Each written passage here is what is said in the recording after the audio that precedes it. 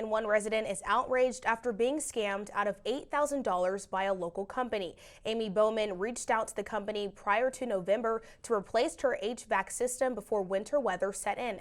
After months of waiting and going back and forth, Bowman just wants her money back. Here's Jasmine Knight with that story.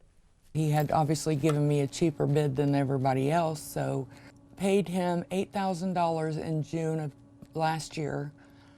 And he kept telling me that there were people coming out to get this started. Well, in November, I still had no heat.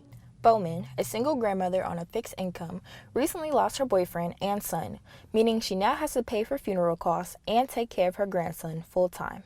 I was running a kerosene heater and I carbon monoxide my grandson because we had no heat and I had to keep them warm. Someone finally did show up in November. However, they installed a furnace too small for her house. It would eat up all my propane. Well, being on a fixed income, I have to watch my bills and whatnot, so I couldn't afford that.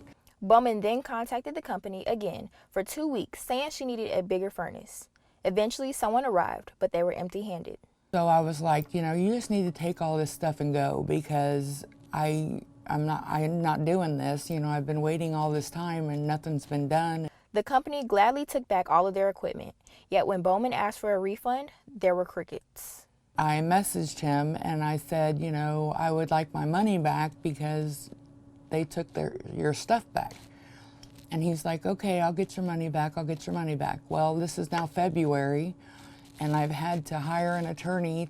After the $8,000, attorney's fees, and the cost of hiring someone else to install her HVAC, Bowman feels she is left with nothing. She believes she is not the only one they've done this to. I know that he got a lady for $4,000, and it's not right. While Bowman's story is unfortunate, there are steps you can take to ensure this doesn't happen to you. Compare those three estimates with each other and see if the prices are within reason of each other. You want to search online for a company's name. Do searches such as like scams, reviews, complaints along with their name to help bring up something about that company or that person that might help you hire them. Consider a contractor who's licensed and insured or bonded. He also suggests having a well-written contract. So make sure that contract has the contractor's name, address, phone number, and license numbers. An estimated start and completion date is very important. Ask them for a W-9, which will include all their information about their business and their federal tax ID number. If they're not willing to supply that, that means they're not wanting to claim it on their taxes, the profit, which then could be a little shady. In the end, after months of going back and forth with the contractors, Bowman had to resort to her last option, which was hiring her chronically ill father to replace her furnace. Reporting for News Press Now, I'm Jasmine Knight.